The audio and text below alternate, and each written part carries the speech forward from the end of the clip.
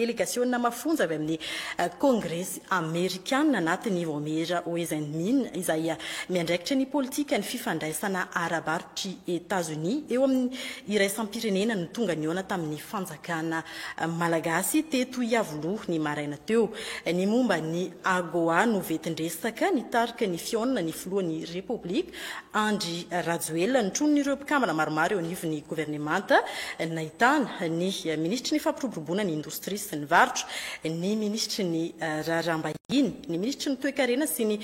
fitantanam-bola ary ny ministry ny tontolo iainana ary tetsy sy ankilan'izay Andriamatoa Jason Smith filohan'ny voamera Oezen-Min izay nitarika ny iraka avy amin'ny kongressy amerikanina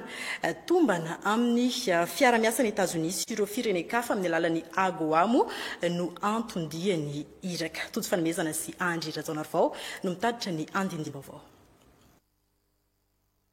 Ny momba ny AGOA izay no votoatin'ny didinika teo amin'ny fanjakana malagasy sy ireto délégation avy amin'ny kongressy amerikanina anatin'ny voamera Oezen-Min miandraikitra ny politika ny fifandraisana arabaritra États-Unis eo amin'ny iraisam-pirenena teto iavoloha ity tombana amin'ny fiara-miasan'ny États-Unis sy ireo firenen-kafa amin'ny alalan'ny AGOA no antondiany iraka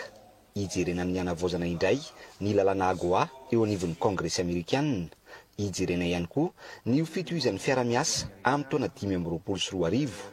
afa-tsy amin'ny Somorisy izy ireo no tonga eto amin'izao fotoan'izao nandritra ny fiona teto no namelabelarany filohan'ny Rajoelina ny finiavan'ny Madagasikara anamafy sy anitatra ny anjara toerany eo anivon'izay AGOA izay. Cette réunion avec les membres du gouvernement présents aujourd'hui a pour principal objectif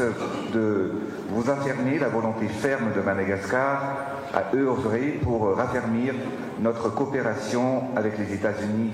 d'Amérique et dans la continuité de l'AGOA. Trois piliers sous-entendent la politique générale de l'État à travers la mise en œuvre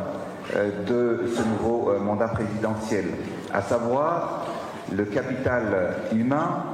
la transformation économique par l'industrialisation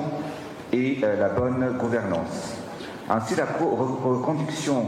de Madagascar au sein de l'AGOA se cadre parfaitement dans cette perspective. Nous avons pris de nombreuses mesures pour accélérer l'industrialisation de Madagascar, incluant l'industrie textile, pour lequel l'AGOA joue un rôle important dans l'atteinte de cet objectif. Pour attirer des investisseurs,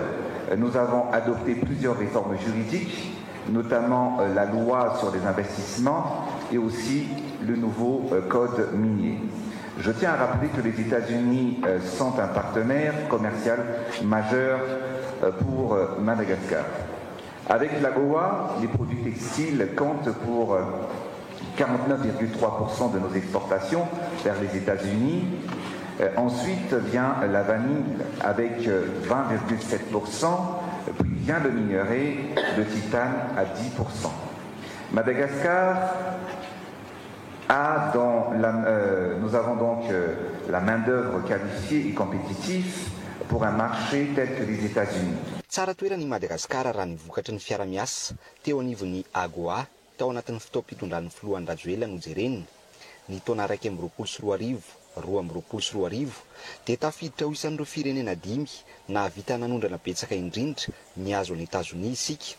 7-30 ireo firenena tafiditra anatin'ny AGOA tamin'izany ny taona 2024 indray dia nahatratra $100 ny fanondrana natao Madagasikara tao anatin'ny AGOA raha teo amin'ny tantaran'ny fiara-miasa hatramin'ny nanomboany tamin'ny taona 2000 no makaty ihany koa dia ny 7-23 sy 1-23 no ambony indrindra ny fanondrana vitantsika teo amin'ny sehatra ny lamba sy akanjo izay avy eto Madagasikara no be indrindra amin'ireo miditra ny États-Unis. Ankehitriny manamafy Madagasikara amin'izao tomba natao izao fa ny fampiroboroboana ny indostria sy ny fanomezan-danjan'ny maha-olona miaraka amin'ny fahaiza-mitantana izay napetraka ho an'ny fampandrosoana dia mifanaraka tanteraka amin'ny fiara-miasa ao anatin'ny AGOA ary tsy hanona amin'ny sehatry ny indostria ny lamba sy akanjo fa vonona ary manana ny herintsika rehetra ilaina na ny akora na ny fahaiza-manao na ny finiavan'ny mponina ho enti mamokatra isokafana amin'ny sehatra hafa ihany koa.